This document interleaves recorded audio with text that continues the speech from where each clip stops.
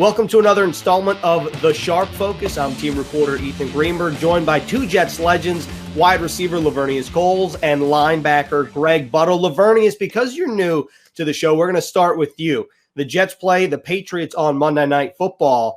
This is a new-look Patriots team. Tom Brady no longer in New England. How weird has it been for you seeing the Patriots struggle early in the season? It's a breath of fresh air for me being a huge Jets fan. So I know it gives us an opportunity this Monday, to go out and get a win. And I'm just excited about the guys' chances of going in and beating, especially without Tom Brady. You know, Laveranues, real quickly, you and Tom Brady were drafted in 2000, both of you. Is it weird for you to think that he's still going? Tom has definitely distanced himself from our class in 2000 to show that he's probably the greatest quarterback, if not one of the greatest players to ever play the game. So it's exciting to say that I was drafted with him. We actually trained in Kenner, Louisiana together when we came out, and who would have thought that this skinny kid would be who he is today? Greg, how weird is it for you covering the Jets for such a long time, seeing the Patriots struggle early? Well, fortunately for me, I'm a little older than LC. So I've spanned from the 70s to today, and the New England Patriots weren't a blink in our eye when we were playing. It was the Miami Dolphins were the rivalry of ours. This rivalry came after Tom Brady got there. But the point being is that the rivalry of the Jets and the Patriots happened in concert with the Tom Brady and the Bill Belichick swap out there, where Bill Belichick left the Jets, became the head coach of the New England Patriots, and Mo Lewis enabled it by crushing the quarterback, and then in comes Tom Brady. So that's the rivalry. That's the way it started. But nonetheless, Tom Brady has made it so exciting, not just for the New England Patriots fans, but all of football, to watch a franchise like that respond. And I think because of Tom Brady. And so did he. All right. Well, you mentioned Mo Lewis, the hit around the world on Drew Bledsoe. Laveranues, do you remember anything about that game, or what do you remember about that game, about that hit, and what's going through your mind, to use your words earlier, when you see some skinny kid from Michigan now taking over for the Patriots? Well, of course, I was there. I was actually sitting on the bench when it happened, and I just heard a loud thud, and the crowd went, "Ooh."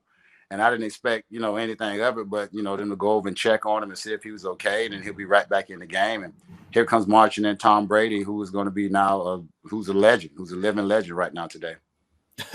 It's funny to think about what happened, but now let's turn the page. Jets Patriots in 2020, much different team that New England has. Greg, what are the challenges? We've talked about this a couple times before, of facing a quarterback like Cam Newton, where you have a lot of run pass options, and what's the defense have to do to make sure that Cam Newton doesn't destroy the game on the ground? Well, I was one that would say that I can't wait for a quarterback that's a running quarterback to play them, because they really become one-dimensional on certain downs and distances. So if you can do that and you understand what plays they run and how they run it, where they are on the field and what the time in the game is and what the down is, that you become one-dimensional as that type of a quarterback, because you know that in his mind, the first primary thing for him is, listen, I'm going to drop back, and if I have a crack to go, I'm just going to run it, because he thinks he can change the game like that. That's Cam Newton. That being said, he has been able to throw the ball historically, but this year he's not throwing it too well. He's not controlling the ball. He's not holding on to the ball. He's turning it over, and he's doing it in areas where it is uncharacteristic of a New England Patriot team to do it. That being said, I guess it's coaching, because you know what, they're 2-5, and the head coach has not been able to rectify these problems. That's tongue in cheek, obviously, but point being is that, like I've always said before, players play and coaches coach. And the New England Patriots are having a tough time with players playing in the old New England style that all the New England Patriot fans thought they were going to get. They are a very beatable football team, and they're very beatable because of one thing. They make mistakes. Before they didn't make these mistakes, they're making them today. Cam Newton's thrown for 2 touchdown passes, 7 interceptions. Laveranues, I'm curious, from an offensive perspective, when you have a running quarterback, how does that impact the offense? Well, I mean, it gives you an extra dimension offensively, I know, because it gives wide receivers the opportunity to get down the field and get a lot of single coverage, because a lot of times defensive coordinators have to put a spy in the box to actually keep an eye on a quarterback. But somebody as big and as mobile as Cam, it just makes it difficult to game plan for. As you can see, a lot of teams are now just preparing for the run because offensively, they don't have anybody outside threatening, like Rob Gronkowski in the middle of the control, the middle of the field, or Antonio Brown that they had outside that could stretch the field. And now these guys that they have out there, I don't think anybody respects them. I don't believe our defense will respect them. And they get up and get in their face and challenge them throughout the game. Do you feel like, Laveranues, this is a strength-on-strength matchup? Last year, the Jets played the run extremely well. This year, it's been kind of an up-and-down affair for the Jets' run defense. Well, I just think that our defense has an opportunity to step up and make a lot of plays and gain some confidence, because right now, with them reeling the way they are, our defense has been playing a little bit better the last few weeks, and I think that they'll come in and shut them down, in my opinion. Hey, Greg, this could be the first time that Rashad Perriman, Denzel Mims, and Jamison Crowder will all take the field for the first time together. We'll have to monitor the injury status of Perriman and Crowder. But what would that do for Sam Darnold and the offense if all three of those guys were able to set foot on the field together? Well, that would be new, and number one. And number two is that, and Elsie, of course, always can speak to this, because Elsie, a legend in my mind, was one of the best pass route runners that the Jets have ever had. Between he and Corbett, you couldn't cover them because they were able to run routes the right way. So if you're going to have these three guys together that apparently they haven't practiced all the time, the quarterback has no real timing with them, I think that it's going to be catch as catch can. It will be up to whether it's Darnold playing or it's Flacco playing for them to make plays. And I think that a quick passing game is the only way for the Jets right now. You know, Laveranues is just going off of that. How important is continuity between the wide receiver and the quarterback? And not only the wide receiver and the quarterback, but between the wide receivers? Well, it always takes time. I mean, it's time. There's a lot of work you have to put in, and that goes into the offseason. And, of course, with COVID getting in the way of them having the opportunity to work together this year, along with injuries they've had, it's tough for them. And now them coming into the middle of the season and everybody just thinking they're going to go out and all be on the same page, it's going to be very difficult. Of course, New England is reeling, but they got the work cut out for them in the passing game offensively for the Jets. I think Sam can get out and just give them opportunity to make some plays, because they are great athletes on the outside, and those guys just going to have to make it happen. But timing routes is going to be a little bit off, and if they're a little bit off, you just have to be a fan and understand that they haven't had the time to put the work in. You know, something that Coach Gase said the other day, Laveranues, was that the Patriots are going to send the house. They're going to blitz a lot of players. They did that against the Jets last season, a lot of zero blitzes, which leaves one-on-one opportunities on the outside. For a rookie like Denzel Mims, being his third professional game, potentially going up against a guy like Stephon Gilmore or other cornerbacks that are ingrained in that Patriot system, do you think this is going to be his most challenging matchup yet? Well, the good thing about being young is you don't know you're not as good as you think you are. That's the great thing about it. So he's going to give 110%. He's going to feel like if I can beat their best, then I'm the best, and that gives him confidence. So just giving himself the opportunity and having the confidence to go out and play against a team like New England and make a name for yourself, I think he'll be up for the challenge. Greg, what about you? What do you think that Sam Darnold and this offense, how do they respond to all-out blitzes? Look out.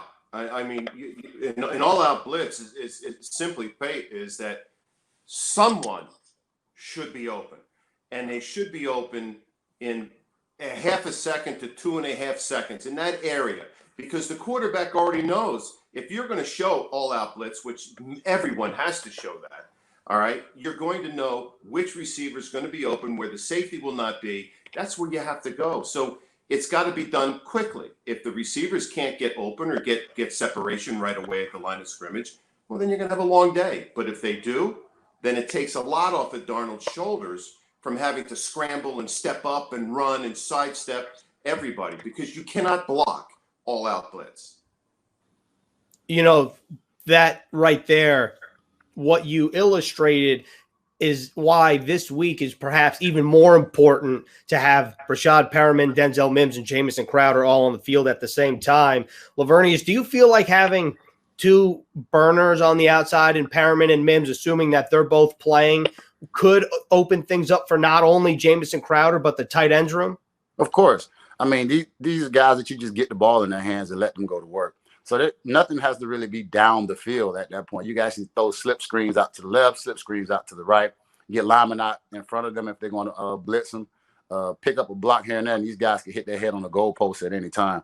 So it's just about good coordination offensively, understanding what New England is going to give to you and what they're going to take away, because everybody knows that New England loves to make a team play left-handed.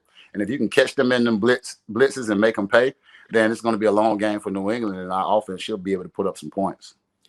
Hey, Greg, for the Patriots and their running, or let's talk about their receivers, actually. We talked about them a little bit before with Julian Edelman. I'm pretty sure he's out. We'll have to monitor his status. And then N'Keal Harry, their first-round pick from last year, also out. You have guys like Jacoby Myers and Damiere Byrd, guys who are undrafted free agents once upon a time. What does that do for this Jets defense, knowing that the receivers are rather unknown in terms of the NFL world and they don't have a threat like a DeAndre Hopkins, like what we saw against the Arizona Cardinals?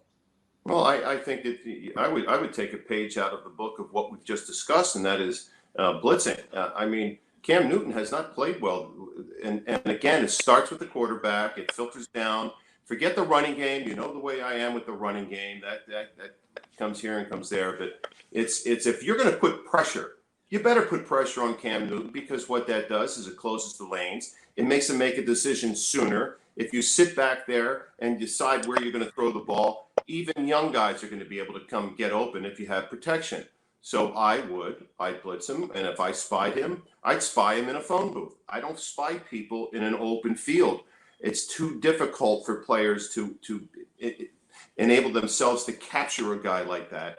So you got to spy him up close. So instead of dropping back and pretending like you're in coverage, you've got to come up there, attack the line of scrimmage like you're going to blitz, make the running back stay in, keep Cam Newton eyeing on you, and then maybe you're going to be able to get a couple sacks that you never got before. As far as the wide receivers with the New England Patriots are concerned, it's the same thing with the Jets. Guys that haven't practiced. Cam Newton hasn't been playing well. They're all out of sync without a question. And I don't think it's going to become any different this week just because they're playing the Jets. You know, Laveranues, we talked about the blitz pretty much past 5 minutes or so. But if the Jets want to establish a running game, is that difficult to do when the Patriots, or if they decide to blitz? Of course it is. I mean, that's you going into the teeth of the defense. And again, it's up to the offensive coordinator to get things going. Take what they're giving you. If they're going to blitz the whole game, then put the ball in the air 50 times, 60 times. Don't be afraid to take what they're giving you, because, again, they're going to make you play left-handed. And if they want to put the game on Sam Darnold's shoulder, let it happen and just get the ball out and let our playmakers make plays. That's what they drafted these guys for. Let's find out what they're about. Laveranues, on a rather general note, in your playing days, do you have a favorite Jets-Patriots game or a favorite Monday night game? Of course, favorite Monday night game be the Monday Night Miracle of my rookie year. And I still see me and Wayne walking off the field with our helmets held in our after John Hall kicked the field goal. It was one of the most amazing nights of my career. And what about New England Patriots game? Really don't have any fond memories of them. I mean, I like to say we beat up on them early in my career, and then later on they came back and started handing it to us pretty good. So I don't really like the Patriots too much. Okay, that's fair. Greg, you talked about that the Patriots weren't who the Patriots have been the past 20 years when you played. So I figured you might have a fond memory, or a more fond memory than Laveranues does, against the Patriots.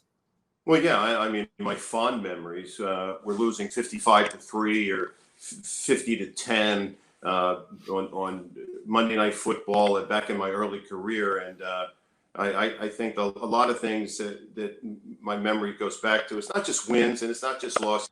I suffered my only real major injury against the New England Patriots up in New England, as Klecko did one time. So you take a look at those things all in all, and it was a heck of a rivalry for us in terms of you played them twice. That's the rivalry. You play someone twice, you expect to go back the second time when you play them and play much better because you recognize what they are.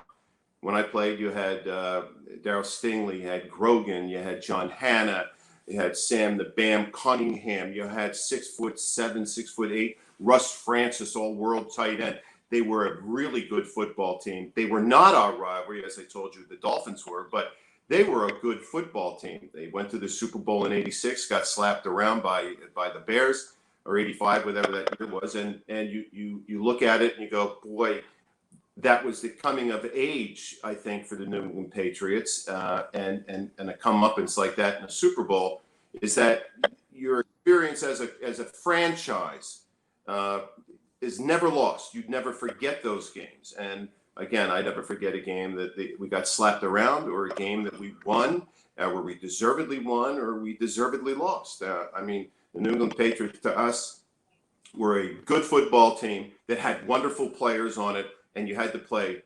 unfortunately, every single down for 60 minutes to win in the NFL. All right. So we have a couple minutes left on the Sharp Focus. It's now the second half of the 2020 season officially. The Jets have played 8 games. They have 8 more to go. Is there a little extra juice, you think, Laveranues, knowing that the second half of your season kicks off on Monday Night Football when you're the only show in town? Of course. I mean, again, you have a very young team, and it gives the guys something to get excited about. I mean, knowing everybody in the world will be watching you. All eyes are on you. So guys are going to be ready to get out, make a name for themselves. Of course, they haven't had the opportunity to taste victory like they would like to, but here's the opportunity to do it against one of the greatest organizations that there are, with New England winning 6 Super Bowls over the last 20 years. So here's a chance for them to win. They're excited. I'm excited, and I'm sure they're ready to strap it up. Greg, you agree with that sentiment? I agree with everything LC says. What are you kidding? but there's don't forget one thing. You should be excited to strap it up every single game, not just for a Monday Night Football game or a Thursday night game or a Saturday night game. Strap it on and get ready to play, and be serious about your craft. Work hard at it, and then let the chips fall where they may. All right, Laveranues, last question for you and last question for Greg. Complete the following sentence. The Jets will give themselves an opportunity to win this game and get their first win of the season if blank. Oh, it's tough. I got so many boxes to check, but I would have to say if they could run the football well in the first half. Okay. Greg, what about you? If the New England Patriots turn it over twice in the game. Oh, wow. Okay, so we got running game on one side. We got some turnovers on the other side. So actually, I'm going to sneak one more in for both of you. What kind of attitude or mentality do the Jets need to come out with in the second half of the season to make sure that they're not just like it? Let me rephrase this way. The Jets are 0-8 right now. That's no secret to anybody. But in order to make sure that guys don't get down in the locker room, you would imagine that everyone would get excited for a game like this. And like Greg said, just to have another opportunity to get that first win of the season. So what kind of attitude do you expect the Jets to come out with on Monday night? And let's start with Laveranues and we'll end with Greg. Well, I guess for me, it's one of those, we have nothing to lose. Our back is against the wall. Nobody believes in us. It starts with the people in that locker room talking to each other, getting each other motivated, and believing in each other. And that's what it's all about. And I mean, you can't have guys in there with their head down and not believing in your cause. You're all going out there to win a football game because your lives are touching each other's lives, and you bleed together, you sweat together, you do everything together. So to actually have an opportunity to go out and compete and win and have leadership in that locker room, you find out what guys are really for you. It gives the front office opportunity to see who's in and who's out. Because if guys tap out now midway through the season, those aren't your guys. It's the guys that's ready to play week in and week out, regardless of what the record is, and the guys in that locker room believing in each other. What about you, Greg? I just think it's simple. It doesn't change from week to week. Maybe the opponent does. Maybe your record may change from week to week. But the simplicity of this game is play hard, play fast, play smart, and do your job. You do your job, then you have a chance to win. If you don't do your job and you want to do somebody else's job, it's not going to turn out well. Do your job and do it to the best of your ability. All right. That's a wrap on the Sharp Focus. Laveranues, Greg, thank you both so much. Jets Patriots Monday night in Week 9 under the lights at MetLife Stadium.